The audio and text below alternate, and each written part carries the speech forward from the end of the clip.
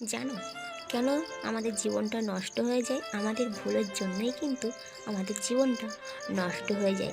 যেমন ধরো, আমরা এমন কিছু কিছু ডিসিশান নিই, যে ডিসিশানটা নেওয়ার আগে 10বার ভাবা উচিত। ঠিক সেই ডিসিশানটাই আমরা কিন্তু নিয়ে ফেলি ভুল।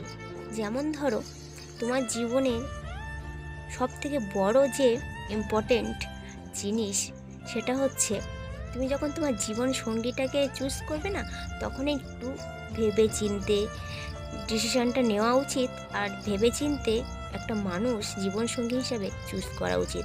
একটা মানুষকে যখন তুমি ভুল চুজ করে ফেলবে, তোমার জীবনটা কিন্তু একেবারে নষ্ট হয়ে যাবে। তখন তুমি না পারবে এগোতে, না পারবে পিছাতে, যেন সেই কাঁটার মতো গলায় আটকে গেলে না পারবে উগড়াতে, না পারবে গিলতে। ঠিক তেমনই হচ্ছে আমার অবস্থাটা। জানি না কি করে এই জীবনটা কাটাবো আমি।